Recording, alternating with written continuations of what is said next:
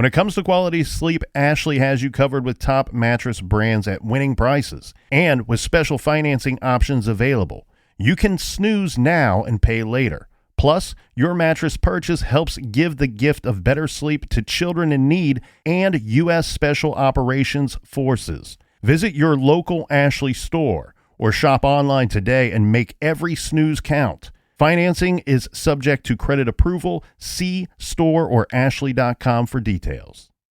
Dreaming of overseas adventures or connecting more deeply with family from afar? Rosetta Stone bridges the language gap. I've tried others, but Rosetta Stone's immersive lessons and voice feedback technology are game changers. Dive into 25 languages by learning intuitively, just like when you were a kid. And here's the holiday sparkle. Grab a lifetime membership now and save 50%. Gift yourself the world. Head to rosettastone.com now and save 50%.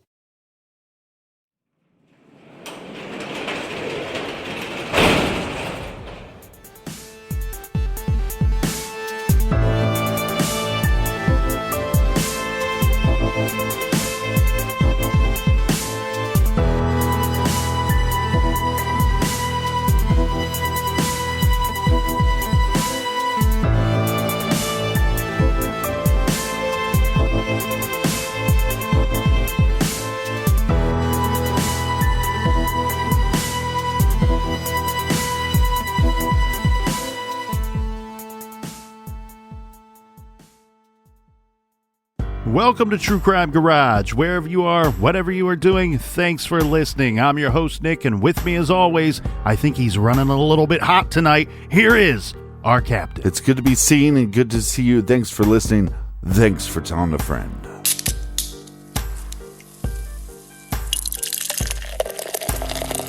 Today we are drinking Bigtoberfest by the hardworking folks over at the Big Brewing Company, Garage Grade 3 and 3/4 bottle caps out of 5. Big stands for Beer is Good Brewing Company, and they are exactly right. And you know who else is exactly right? These great folks right here. First up, a big cheers to Cats in the Great White North. A big shout out to Clancy in Yates Center, Kansas. Next up, we have Melody in Bridgeport, Connecticut. And a big We Like Your Jib to Holly in Tucson, Arizona.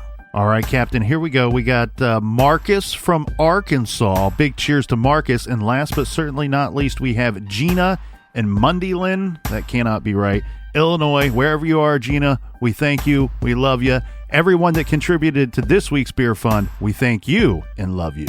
Yeah, BWERRUN, Beer Run. Make sure you sign up on our mailing list so you know when we're having a garage sale. And for all of our old episodes, download the Stitcher app. They are free. And check out our bonus show called Off the Record on Stitcher Premium. And that is enough of the business. All right, thank you, Captain. Everybody gather around, grab a chair, grab a beer. Let's talk some true crime.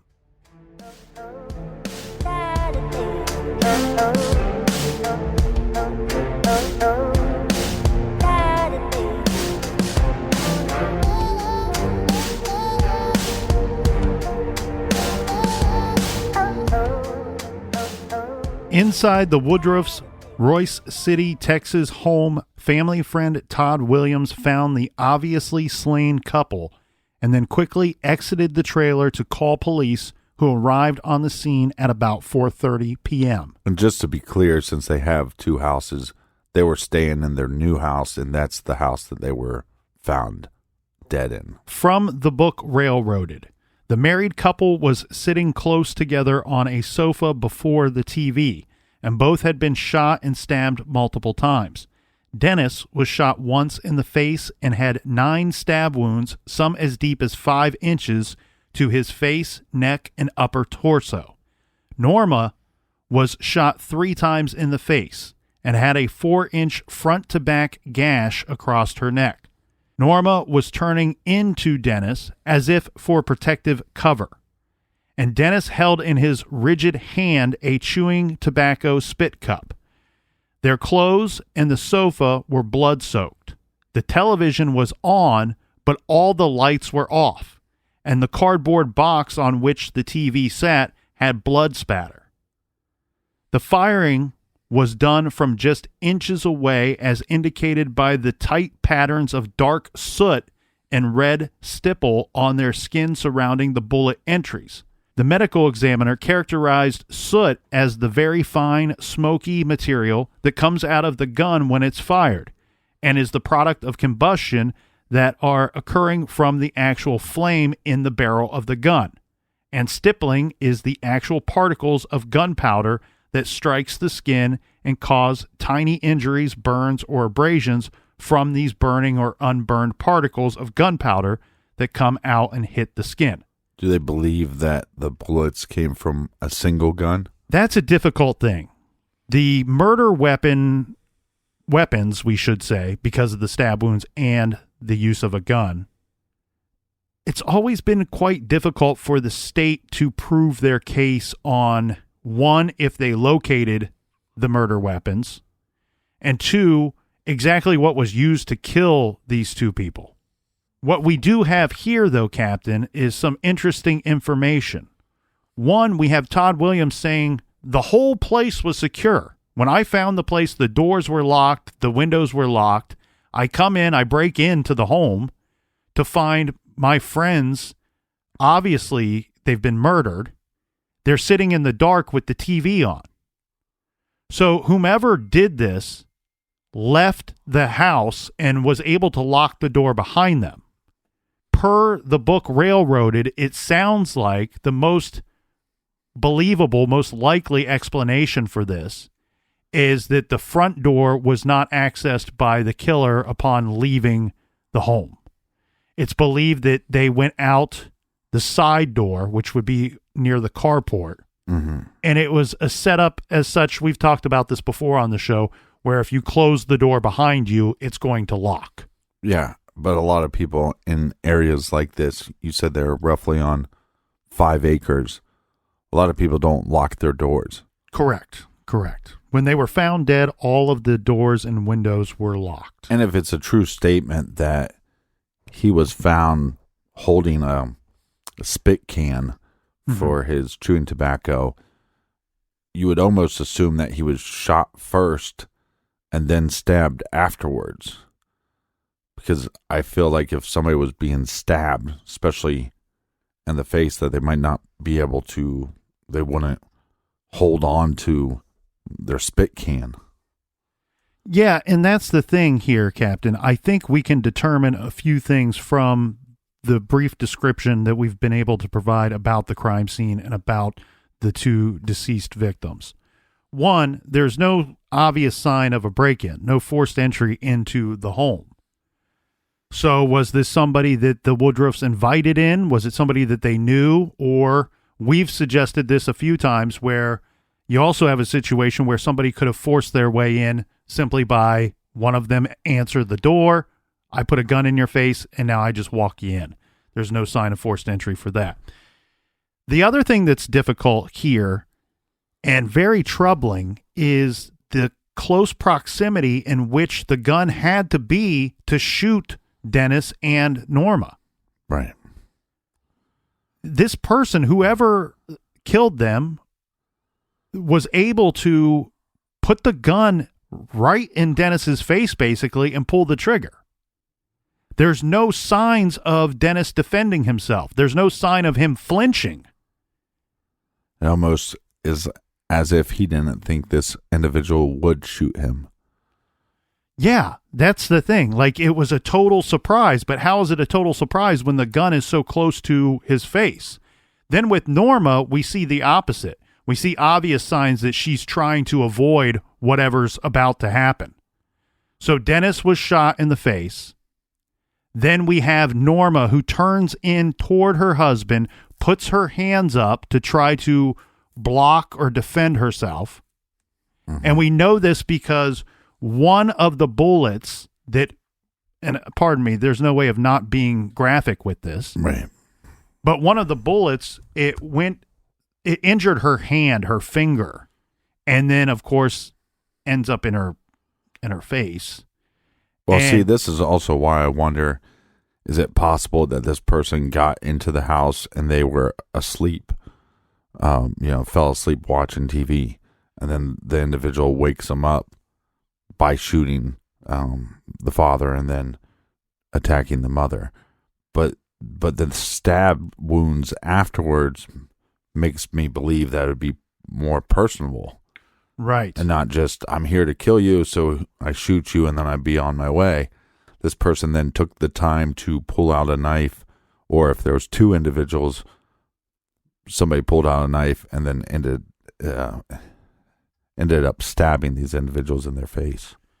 And that's something I do want to point out as well. I don't think that anything at the crime scene particularly tells us one way or another if this was one offender or more than one perpetrator. Right.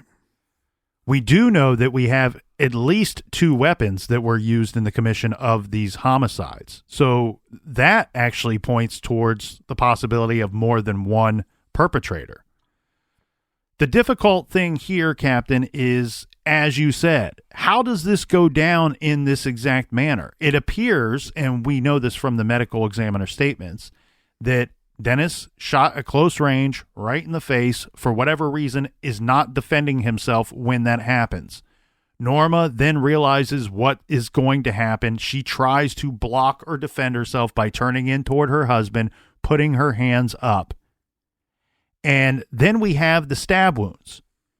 So it has been stated by the medical examiner that the gunshots happen first and then the stabbing. And as you pointed out, and the state of Texas, as well as law enforcement agencies that work this case, would tell us that this indicates that this was absolutely personal in nature, that this was someone that had a deep hatred for both of these people, not only wanted to kill them, make sure that they were dead, but you're kind of using the knife to actually destroy this man, his appearance, to mutilate him, to stab him 9 times with whatever knife was used in this homicide. Which I'd normally say 100% of the time that's personal, but we do have evidence that they're having financial difficulties.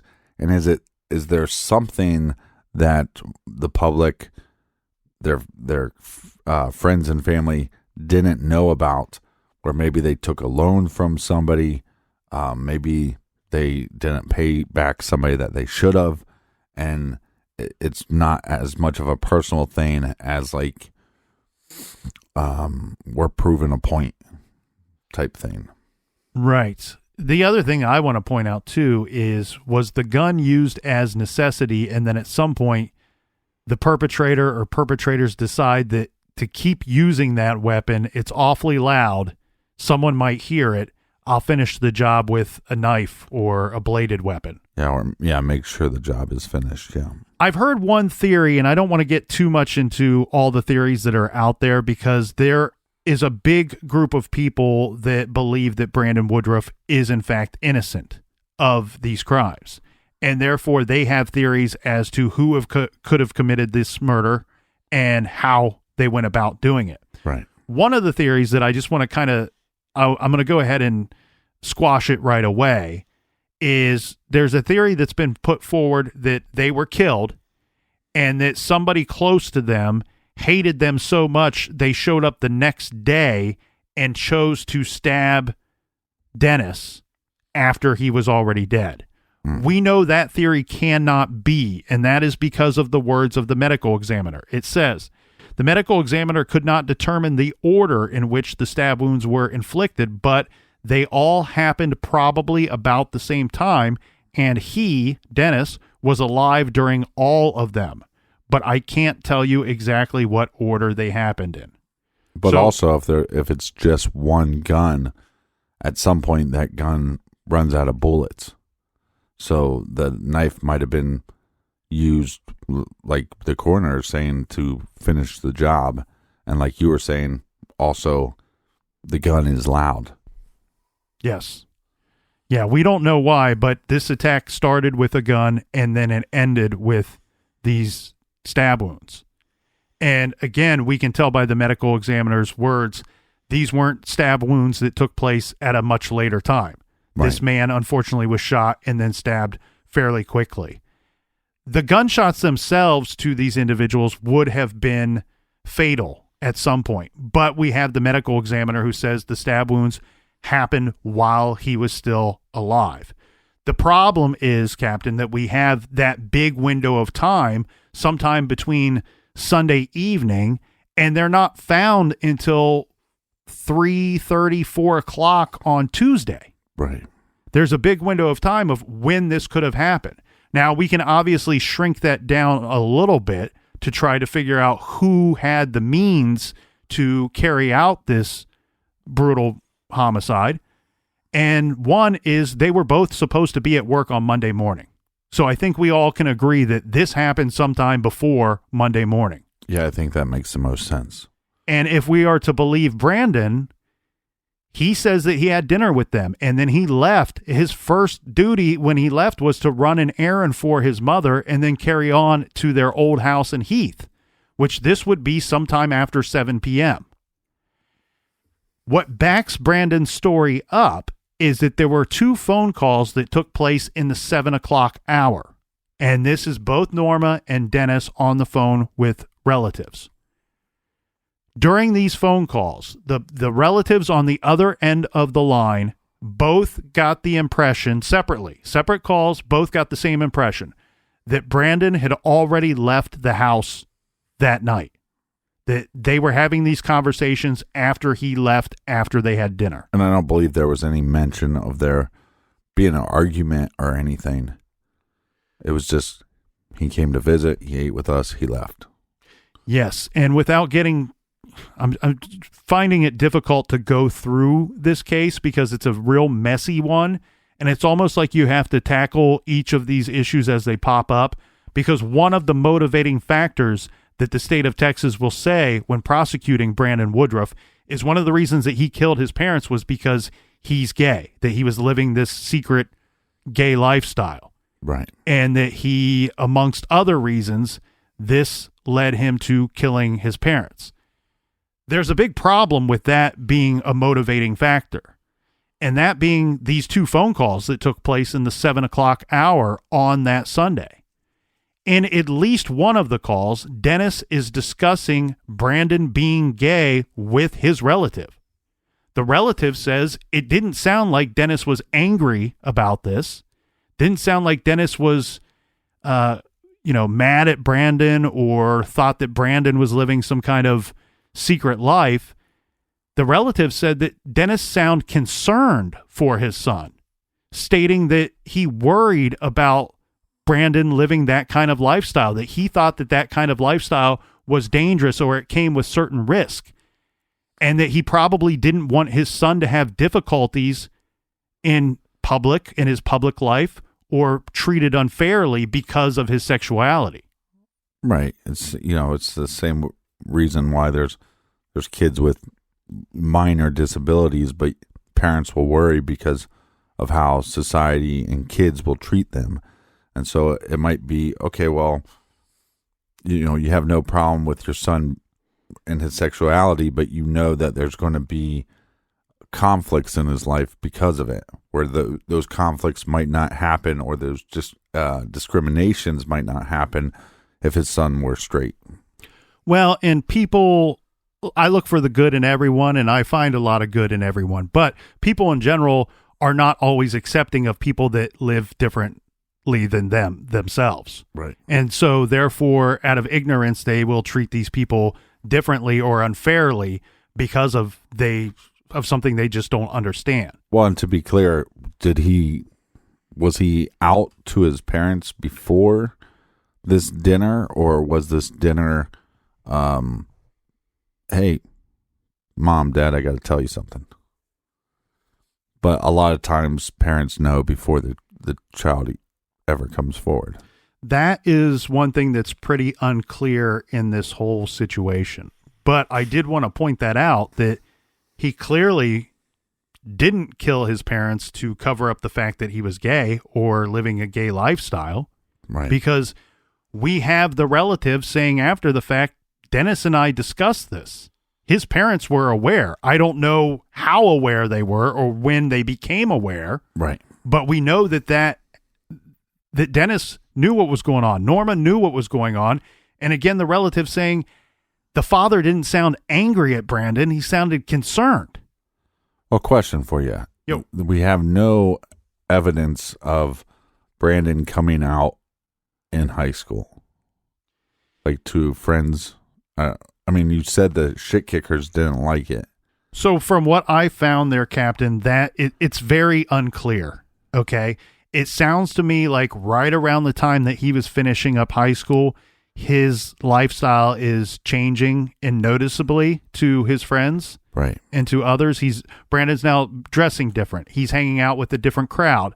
And I don't know if the shit kickers, his old batch of friends, if they were just suspicious or if they were made, if he told them outwardly. I have no idea which way that it went. It did sound like at some point Mike Etherington and Brandon Woodruff, one-time good friends, their families know each other. Mm-hmm. It sounds like not only did they quit being friends, but it sounded like they were feuding, like taking, shots at each other as far as insults and whatever was going down. There was some type of feud between the two of them. Well, he's somebody that should be looked at because I think a motivation for this is if he, within the last couple months, really finalized coming out to his parents, let's say, because the lifestyle was shifting and possibly some people knew, maybe some friends of his knew. Obviously, he was creating another social dynamic that knew, and he was living openly gay to them, that if it is finalized to the parents, was there a sexual partner that he had in high school or within his old community that is there then fearful that Brandon told the parents, if that makes sense. That an old friend might be outed by Brandon and feel threatened by that. Right, because also possibility. Look, it is an interesting thing when you're friends with somebody for almost 18 years and you've had a lot of conversations with them about dating and girls. That one of my friends, that's pretty much all we talked about. Later, come to find, well, that was just kind of a cover-up. He wasn't into girls. He's always been into boys, but that was his kind of cover.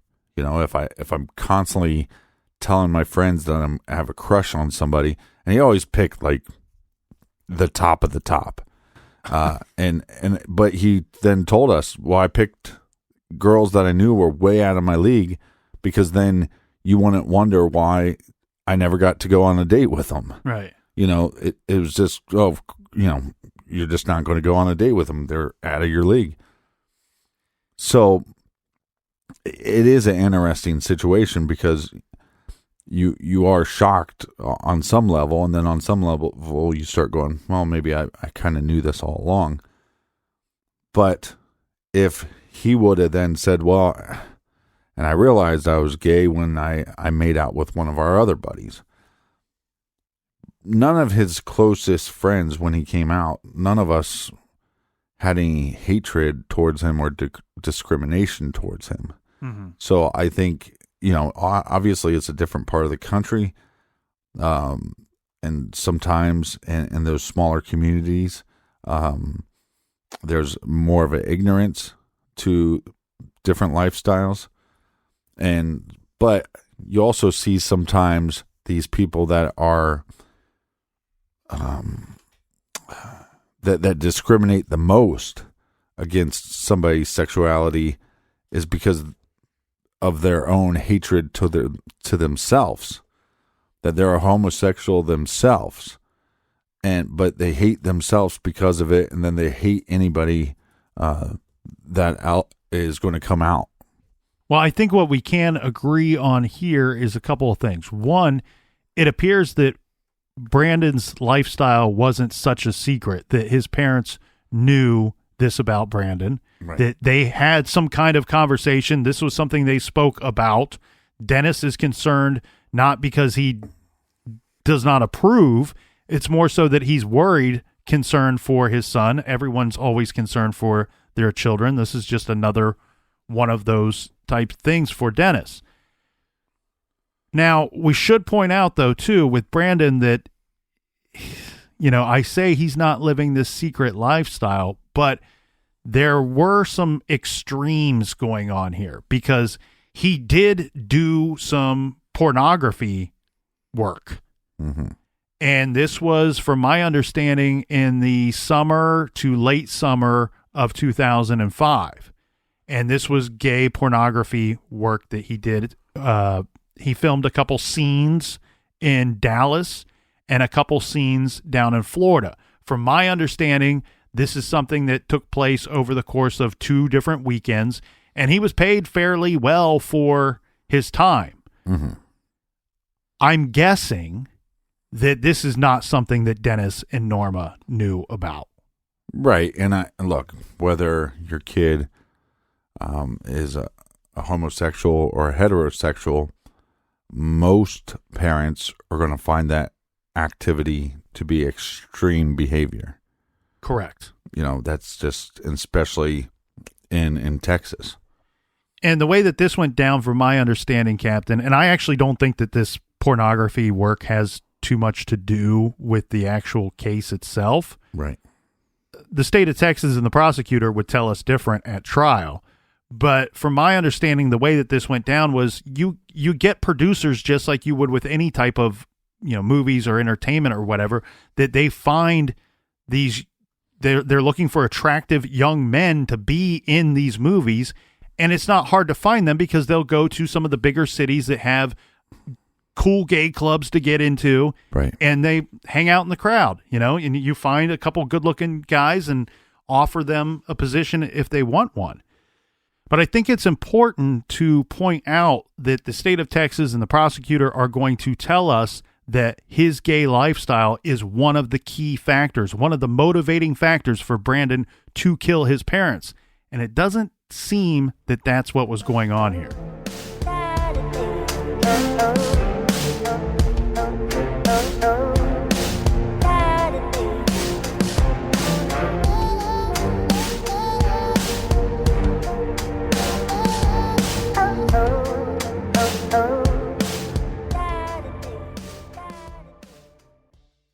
This show is sponsored by BetterHelp. Do you look forward to the holidays? Maybe you struggle with seasonal blues.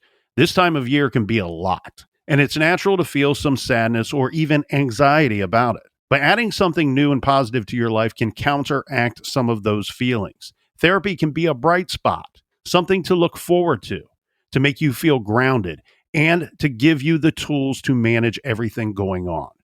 If you're thinking of starting therapy, give BetterHelp a try. It's entirely online, designed to be convenient, flexible, and suited to your schedule. Just fill out a brief questionnaire to get matched with a licensed therapist and switch therapists at any time for no additional charge. Find your bright spot this season with BetterHelp. Visit BetterHelp.com/garage today to get 10% off your first month. That's BetterHelp, HELP.com/garage.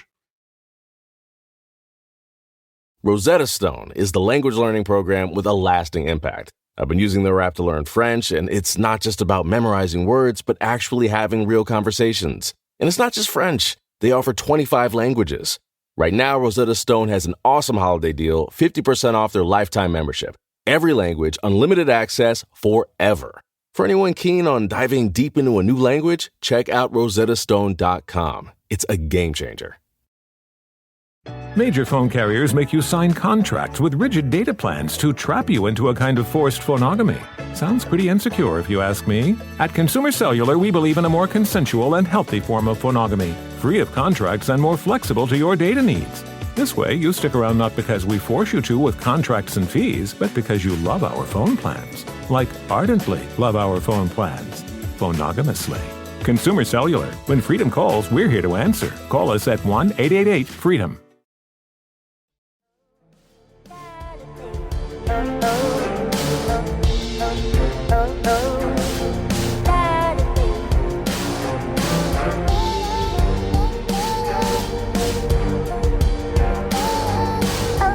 And make sure you check out truecrimegarage.com and go to our blog and leave your opinions on this case. And let us know if you liked my singing there in this week's music. Yeah, it was sample of the kernel. Okay, Captain, let's talk about the crime scene a little more. And this is more for the thought as to police theories and things that they were seeing at the crime scene. It says here, and this is from some court documents that I found, that the police theorized that Norma may have been attempting to duck behind her husband. The crime scene investigation did not reveal any signs of forced entry, any signs of a struggle, or any signs the house had been ransacked. Investigator Tommy Granfield testified that he did not believe the position of the bodies was suggestive that the victims had been taken by surprise. The wallets of Dennis and Norma were missing, but many valuables, including a handgun, a computer, jewelry, appliances, remained in the home. The police noted blood droplets in front of the couch and a trail of blood droplets leading from the couch toward the guest bathroom and bedroom. So it's believed that either blood is dripping off of the knife, the killer, or both after they killed the Woodruffs and then walked from that spot right there in front of the couch to the guest bathroom. And I'm guessing that is to clean up themselves, clean up the murder weapon. Later, we would find out that when police did the luminol testing throughout the house, they found a good amount of bleach in that bathroom. So it appears that the person or persons cleaned themselves up and anything else that they needed to, and then cleaned the bathroom afterwards. Well, we can't rule out that this was just a simple robbery, and then they had to kill the victims, maybe because the victims knew who they were, or maybe that was just part of the plan. We can't rule that out. But it is suspicious that somebody went into a bathroom and cleaned themselves off. That could just be simply to have no trace evidence going back into your vehicle. I've always found it troubling, too, that they had just recently moved into this house. I know it's very unlikely, and this, thank God, is a very, very rare occurrence, but I have read cases where it's a mistaken identity, that somebody goes to a home and a new family lives there now. Right. And the offender is unaware that that is the situation. I don't know that that's the situation here, but I'm just throwing that out there. So how does Brandon Woodruff become suspect number one? Well, we have the Hunt County Sheriff's Office investigating this case, but they're doing it with the assistance of the Texas Rangers. The problem for Brandon will be he's got some missing time. He's got a missing window of time of where he's unaccounted for on the night that they believe that the Woodruffs were killed. So we both said that we can agree that they were killed sometime either late that Sunday night or very early Monday morning before they had to go to work. Well, investigators are going to shrink that window even more, because what they're going to say is that the Woodruffs were killed sometime between 9:30-ish and 10:30 to 11-ish. Okay? But what time does he meet up with his friend to get back to school? He meets Robert at the Denny's parking lot at 11 p.m. All right, so that's not looking too good for him. Right. And here's how they come up with this window of time. There's a phone call that takes place around 9 o'clock. And we kind of talked about this a little bit already. Remember, Charla is visiting extended family on that Sunday night. Right. She's at her grandmother's house. Grandma's on the phone with her mom, Norma. Grandma says to Charla, "Would you like to talk to your mom? I got her on the phone." That phone call takes place between 9 and about 9:20, maybe 9:30 at the very latest. All right. So we have another person, a witness, saying they were alive for that time period. So now we're shrinking that window a little bit. Charla says that she will call her mom when she gets home. She says that she tried calling mom and dad at 11 p.m. that night and nobody answered. You mentioned the call forwarding. She's concerned that nobody answered.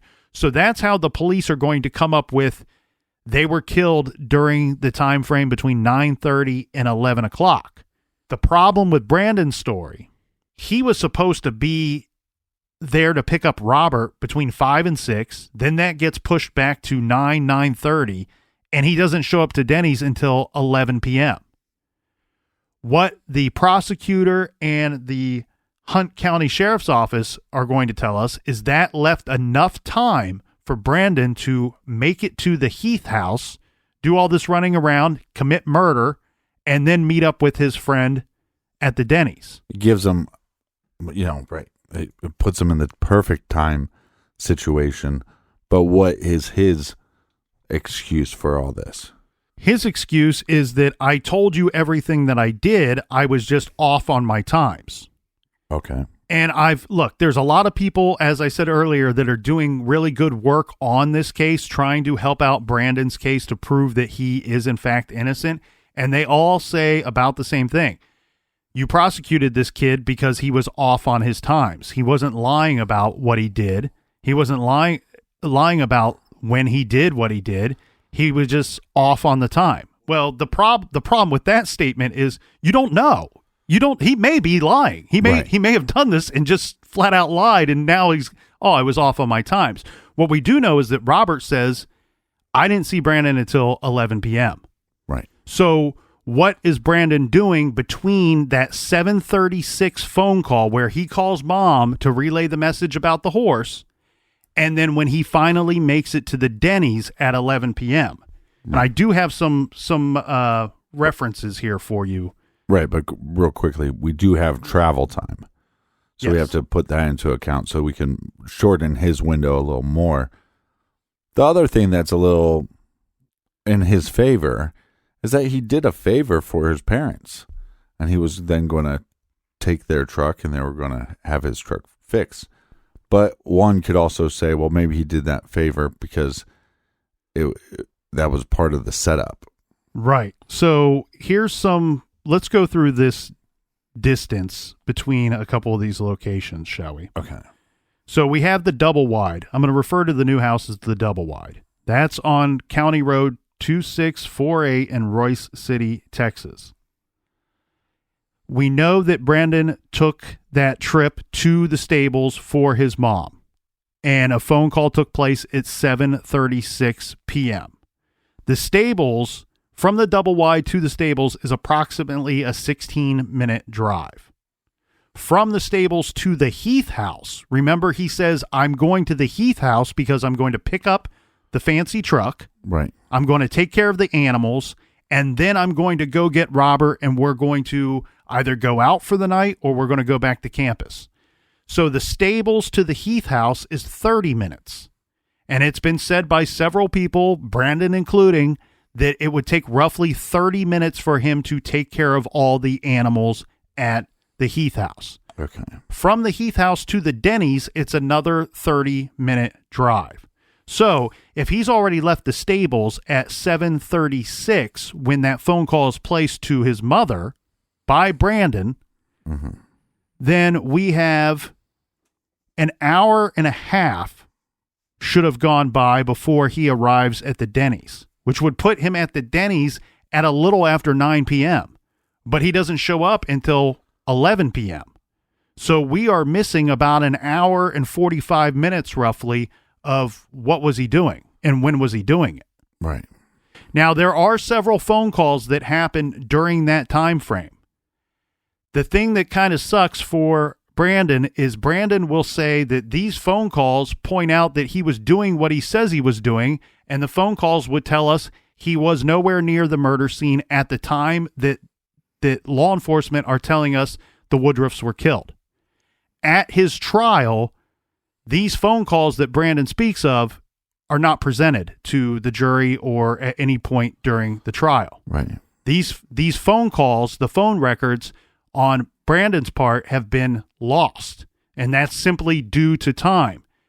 His defense attorneys would tell us that is on the fault of the prosecution and it's on the fault of law enforcement, that they failed to get his phone records. They got other people's phone records, but they didn't get his. Yeah. The difficult thing here, Captain, is there was some kind of transition going on between Singular and AT&T at the time. And I don't know if it was AT&T purchased singular or what went down. But at this time in 2005 in this area, if you were an AT&T person or a singular person, your calls would use both of their towers.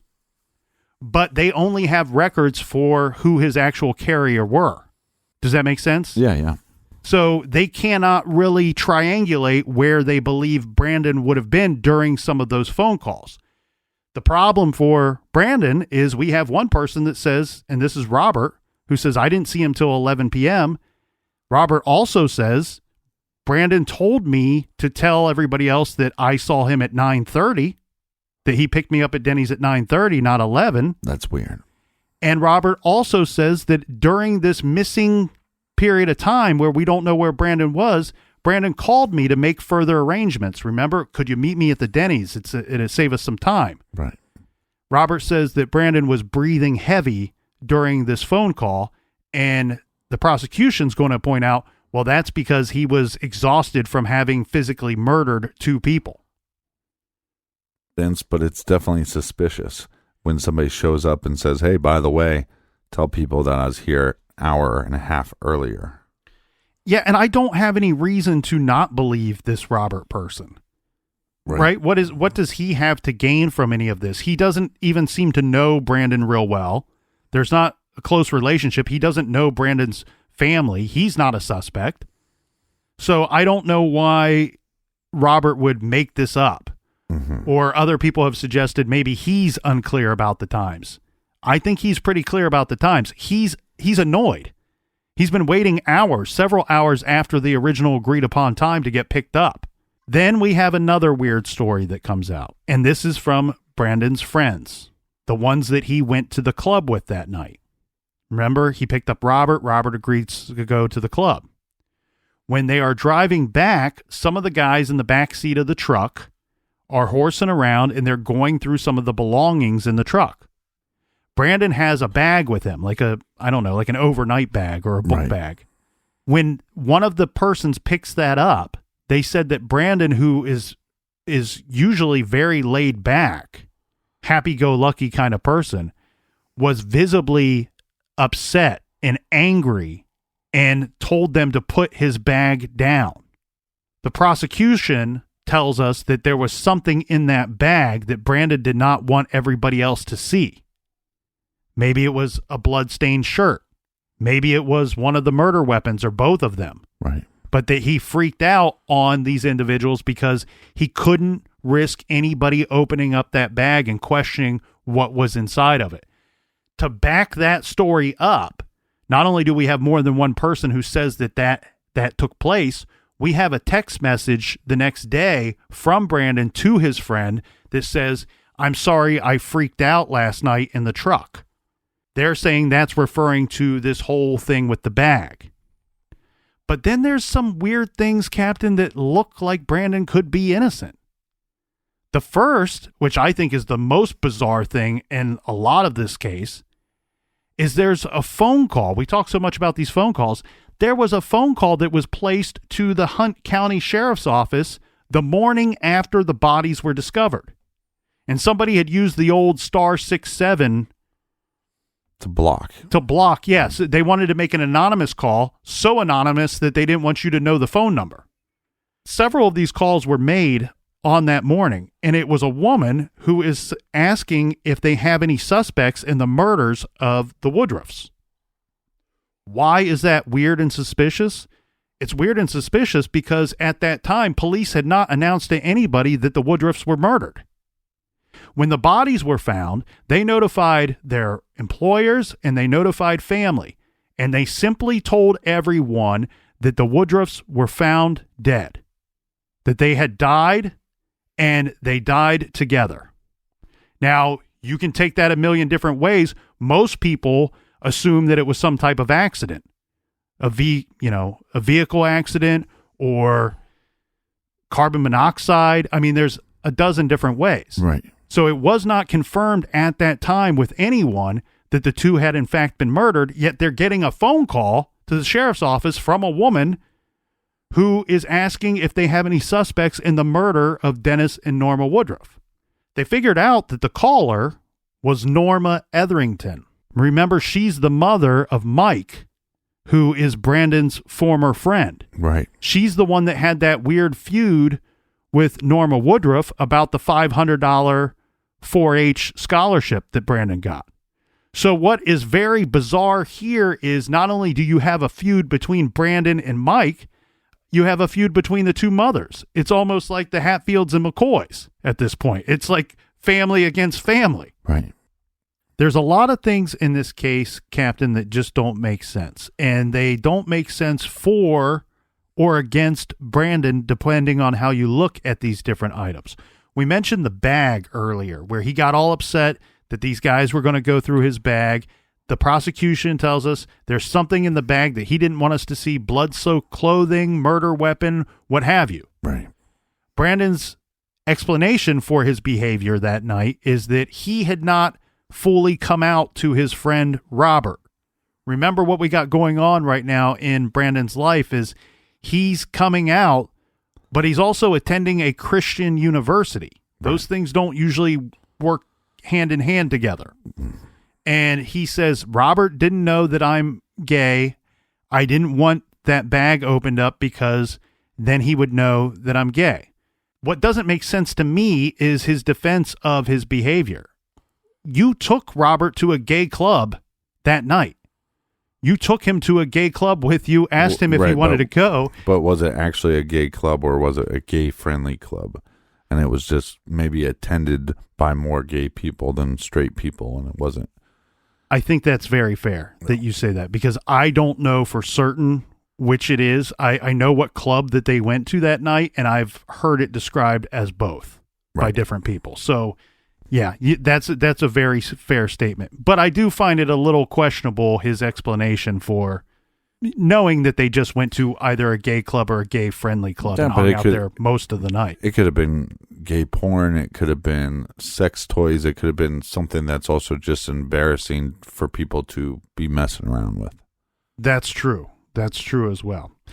Now, we have yet to discuss the murder weapons. And we were talking about why the prosecution and the law enforcement agencies believe that Brandon should be the number one suspect. Well, that's because of his quote-unquote access to the believed murder weapons. Now, Brandon got locked up a couple weeks after his parents were killed, and he was arrested for the charge of double homicide. Once he was locked up, his bail was set so high that he would not be able to make bail to get out leading up to his trial. Remember, we've talked about this plenty of times, and look, there's not always something wrong with it, but sometimes there is. You have the right to a speedy trial in the United States. You just might not get one. Brandon's trial was about 2.5 years after his parents were killed. That's ridiculous. Now, that could, again, not always something wrong with that. Sometimes that's at the request of the defense. I don't know what the case is here, but it looks to me like the prosecution wasn't so confident about their ability to convict Brandon, meaning they didn't think that they had that strong of a case. Then you let him out, while you try to build that case. And here's why I think it points to the prosecution believing that they don't have a very strong case against this guy. One, they are going to present a bladed weapon, a dagger is what it's often referred to as, in court and say this was one of the murder weapons. And we found this at remember the Woodruffs called it their barn? At the Heath property, we found it there in the barn. Mm-hmm. And Brandon must have tried to conceal it and hide it there. They searched that barn a couple of times, didn't find it. But then 2.5 years later, right before the trial, they find the dagger in the barn. That's poppycock. It has been described, and this is one thing that is very troublesome to me. I've heard experts say it cannot physically be the blade that was used in the attack, that it was probably a kitchen knife or something similar to a kitchen knife that was used in the attack. This is like an ornate, decorative dagger. That's why they keep calling it a dagger. Mm-hmm. Some have even called it a sword because the blade was so large. Remember, we mentioned that the cuts, the stab wounds, the deepest one on either victim was 5 inches, roughly 5 inches. This thing is described as having a blade that's about 12 inches long. Wow. Now, there's been other experts that say, yes, this instrument could, in fact, have made these wounds. So, expert opinion, different experts saying different things in regards to this murder weapon. It all depends on who's paying them. The problem for Brandon, though, is, and this is fact, this is not opinion, they did find a small drop of blood on the dagger, on like underneath one of the decorative skulls that's on the dagger, right, on the handle. And it's described as it would be in a place that if one were trying to clean blood off of a murder weapon, that they might not look, that this they forgot to clean this one little spot. Is there bleach residue on the knife? If there is, it wasn't discussed at trial either way, that there wasn't or that there was. It's not mentioned. What is mentioned that's pretty damning here is that drop of blood is confirmed to be Dennis Woodruff's blood. Now, of course, there are ways that his blood could get on that knife and that knife not having been used to murder him, but it's very suspicious, very sketchy stuff. Now, there are some people that have even suggested that the police planted that knife in that location. I don't believe that. I don't have any reason to believe that. They seem to be open about, hey, yeah, we probably should have found it earlier. We just didn't go through every particular thing the first time we searched that area. The other problem for Brandon is that they will point out that he had access to the gun that they believed was used in the homicide. Remember, we mentioned on that Saturday, the day before it's believed that his parents were killed, he spent the majority of the day helping out his old girlfriend, his friend Morgan Lee. He was at her house on and off for most of Saturday. At some point in the investigation, after the Woodruffs are killed, the Lees tell law enforcement, hey, a gun is missing from our house. We had a decorative gun on display. It was on a shelf, like I'm guessing in like a glass case for display purposes. Right. On a shelf in either a hallway or a spare bedroom. But it's regularly agreed upon that anybody that had access to their home had access to this gun. It wasn't stored in a way that if you were in their house, you could just take it. And it was loaded? They had ammunition. Yes, it was loaded, and there was ammunition on display with this gun. That seems like a great idea. The prosecution would tell us that they believe that Brandon stole this gun on Saturday and then used it on Sunday to murder his parents. The Lees tell law enforcement this gun is missing. We didn't notice it missing until the Woodruffs were killed, till sometime after they were killed. But when was the last time you handled that gun? Oh, about a year ago. Right. So it could have, and in fact, been gone before the Woodruffs were killed. It could have been gone before Brandon had access to it on that Saturday. Right. That gun has never been found. And I think that the problem I have with the knife is against Brandon, it's got his father's blood on it. That looks very bad. But what the prosecution would tell us later is that the gun was probably thrown in a lake somewhere, because they present at trial this guy that was in a cell that says, hey, at some point Brandon asked me if a gun with a wooden handle, if it would float to the top, or how long would it stay submerged in water? Like he was concerned that they were going to find the murder weapon. Oh, I hate any of these jailhouse snitches. Here's the problem I have with this jailhouse snitch, amongst other things. I know you don't like him. I don't like him either.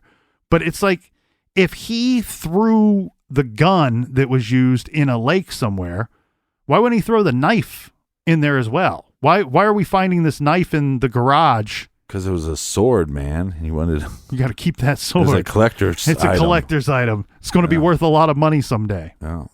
Unfortunately, no, I agree with you. I mean, if you're going to dispose of the gun, why wouldn't you dispose of the knife?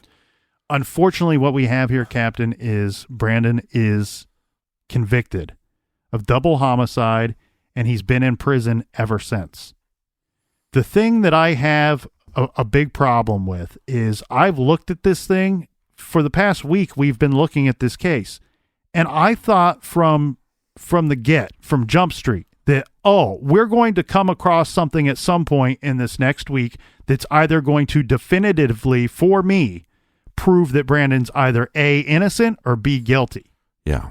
I can't find anything that tells me that he is, in fact, innocent.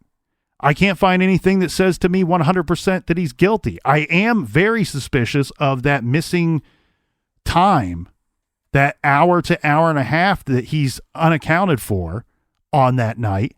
It's been suggested this is what was going on or that was what was going on, that he didn't lie to police.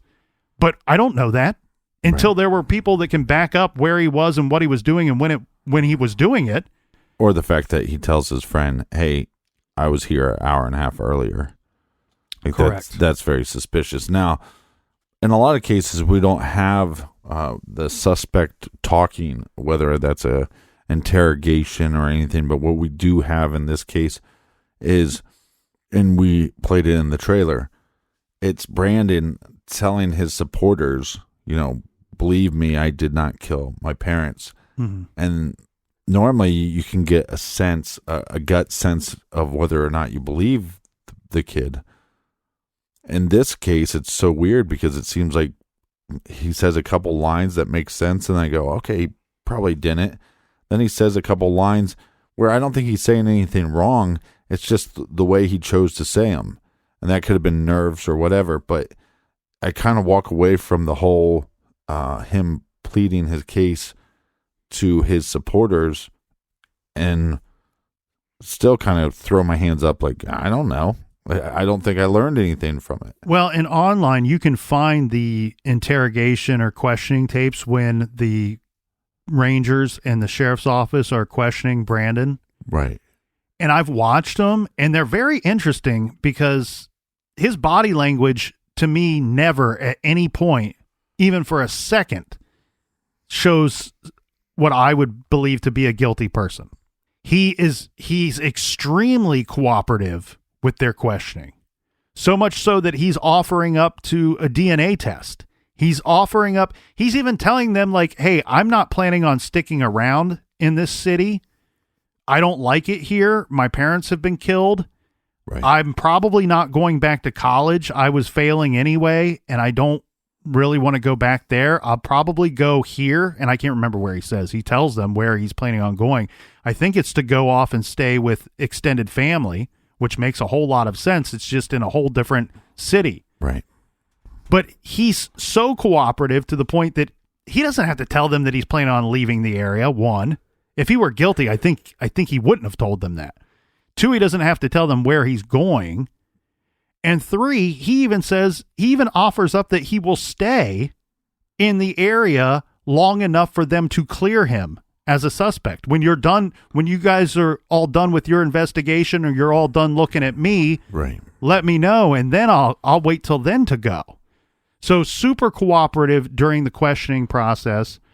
It's one of those cases, Captain, where I cannot find a reason to push me to one side of the table or the other, the innocent side or the guilty side. What I will say is I don't feel that Brandon, regardless of what people out there listening feel, if he's guilty or not, I feel that this guy got screwed in court. I don't think that this was a fair trial. And a large part of that comes from this fact, and this is known fact. It's in the court documents. We have a judge who had to make a ruling on this after the fact.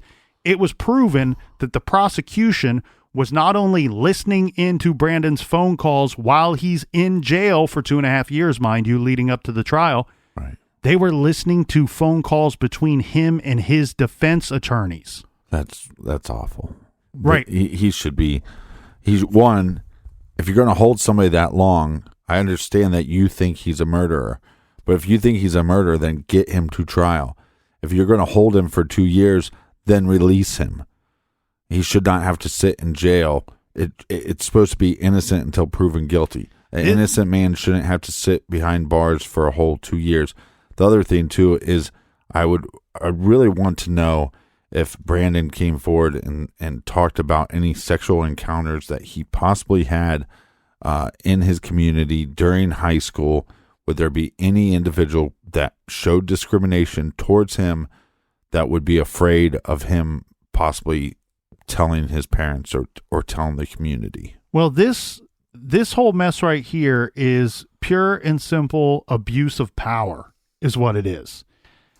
I get it. Okay, this was taken to a higher court, and a higher court had to make a ruling on this and determine that no wrongdoing took place.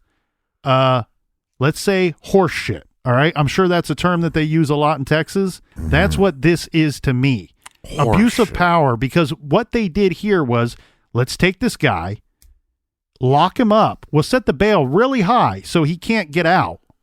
And then in the time that we take to build our case, we're going to use him being locked up to our advantage to build a case against him by snooping on his phone calls. Now, I get what the court ruling says, that, they were told, the inmates, the people that are housed at that facility are told, your phone calls will be recorded. I get that. That's fine. I also get that he was Mirandized. It says, you've been arrested for this charge, and anything you say or do can and will be held against you in the court of law. I get that. The problem is, where the hell is the attorney-client privilege? Right. Okay? I get that they presented, this has happened in other cases where they've presented Casey Anthony, her phone calls that she had while she was in jail locked up.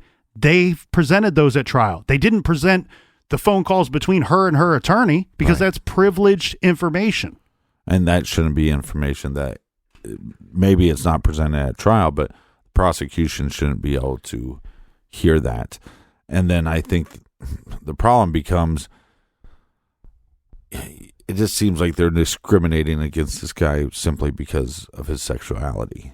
Or that they've built this case against this guy. Maybe they really believe that he killed his parents and it has nothing to do with his lifestyle for them. Maybe they just really believe that he did it, but they're going to stack the deck against this guy, which is just unfair. That's not what our society has deemed to be right. Right.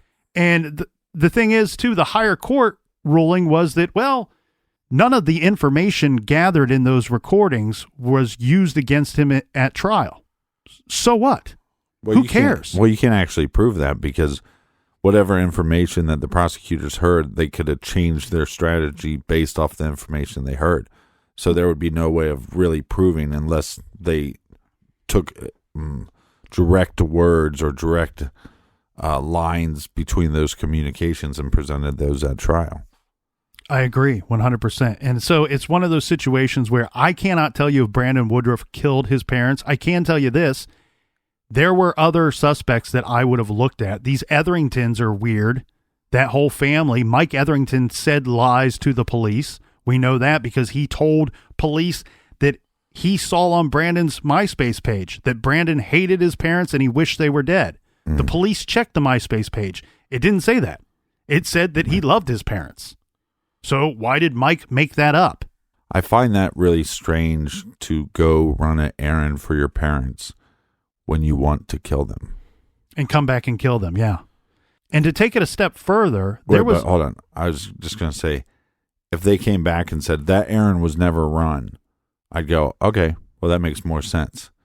But when they come back and go, okay, well, we have proof that errand was run, you go, well, this doesn't make a lot of sense. Well, and to take that a step further there, Captain, this is similar to the Eddie O'Brien Jr. case that we covered back in August of this year in episodes 416, 417, the Trail of Blood episodes.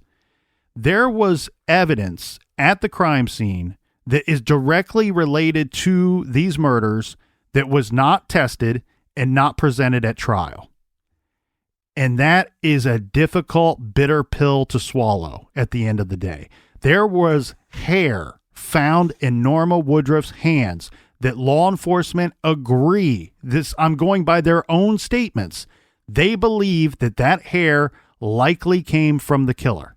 Could it have come from Norma's head? Yes. Could it have come from her husband? Yes. Do we know where it came from? No, it was never tested and it was never presented at trial. Brandon Woodruff did not receive a fair trial.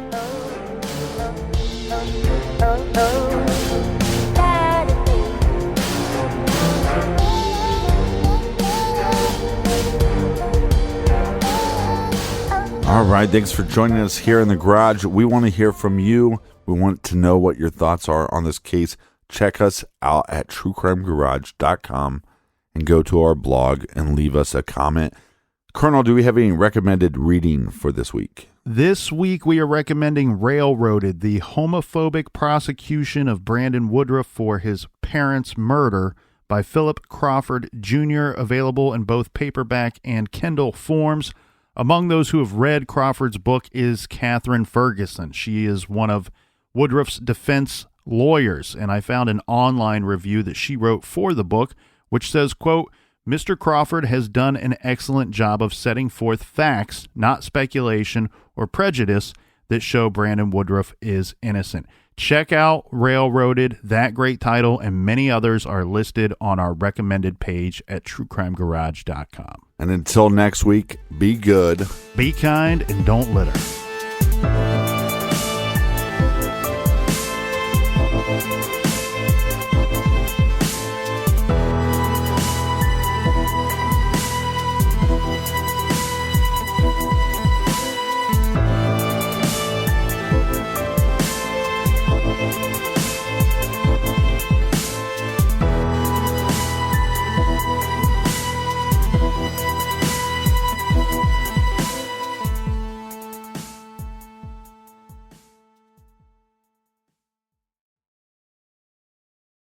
You can start your day off right when you find a professional on Angie to get your plumbing right first. Connect with skilled professionals to get all your home projects done well. Visit Angie.com. You can do this when you Angie that.